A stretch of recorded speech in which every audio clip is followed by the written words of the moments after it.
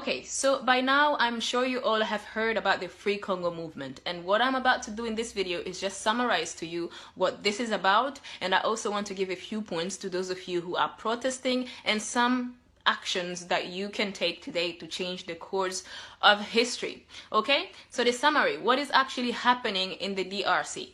What is happening is that for the past 20 years or so, millions of people have lost their lives so that big tech companies can benefit from Congo's resources. Okay, that is just in a short sense what this is about. So what are the main minerals that are creating this trouble? Okay, we have cobalt and coltan. These are the main ones. Congo has between 60 to 80% of each of these minerals. And these minerals are very important because they are in every technological devices that we use. So as the demand of high-tech devices grow, Congo is suffering the most. All of these companies are accessing Congo's minerals in the most inhumane ways. So basically, Congolese people are paying by blood for the Western companies to benefit off of Congo's minerals. Now, why is it important that we denounce this, okay? As an African person, as a black person,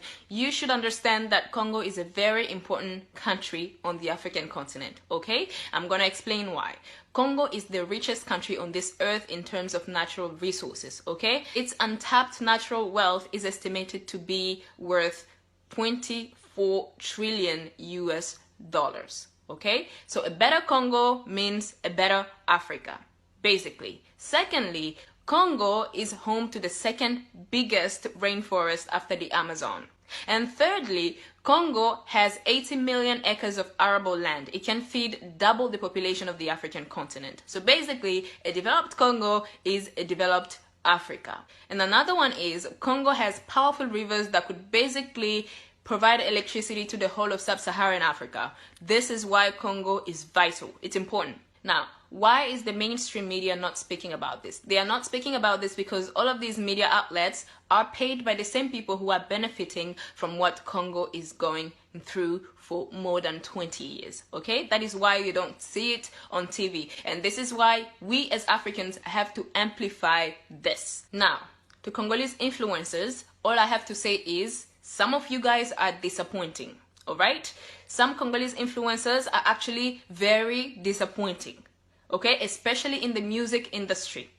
They are there to distract Congolese people all the time, but they don't want to speak when we have serious issues that face our countries. They all remain silent. It's just wrong what you are doing, all right? Our country, I don't even know if you guys know the value of what we have for you guys to be remaining silent just because you have $1 million, you think that is enough. Our country has a big potential. Now, what I want Africans to do, I want you guys to call out President Kagame, okay? Oh my God, it's surprising because he's our hero. Yes, he's your hero because the Western media told you that he is. But if you study his activity on the African continent, you would know that he is no hero. He's actually working to the detriment of the African continent. Because there are evidence that him and his government have been a very big contributing factor in what Congo is going through today. Did you ever stop to ask yourself what this positive propaganda is about? Rwanda is one of the poorest nations in the world, okay? And it has at its head a government that is very authoritarian. That's basically like a North Korea in Africa, but we all don't know this because the Western media is telling us that it's amazing, it's the place to be, when that is not true. So why should you believe me that this is not true? Because I will give you another example. Okay, let's take the example of Botswana. Okay, Botswana is one of the richest countries on the African continent in terms of the GDP. And Botswana has one of the most stable political scenes on the African continent, a very stable democratic political scene. But does any of you guys actually know who the president of Botswana is? You don't know. Okay, I know I don't. You probably don't know. Okay, so why is it that all of us now know who President Kagame is when his country is one of the poorest? It's not even in the list of the richest countries on the continent. Then what you should be asking yourself is that, what is this fuss about? Now, the reason why most of you guys are wanting to see another image of the African continent today is because the mainstream media has shown you an image of Africa that is tarnished. Okay? And I want you guys to understand that that tactic by the Western media or the mainstream media is not just about negative news. They also do it in positive news. They are flooding your screens with positive news about Rwanda because they want you to ignore what Rwanda is doing to benefit them and also destabilize the African continent. Okay? At its own advantage. Now, we need an advanced, developed Africa. We don't need one developed African country.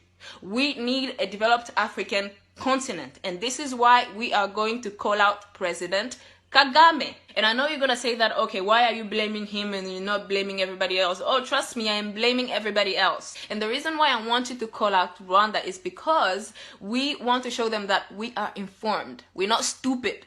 And if you want to read, if you want some resources that you need to read, please message me. I have readily available resources for you to read. Okay? This is not a secret. Everything that I'm saying to you today, everything that I'm saying to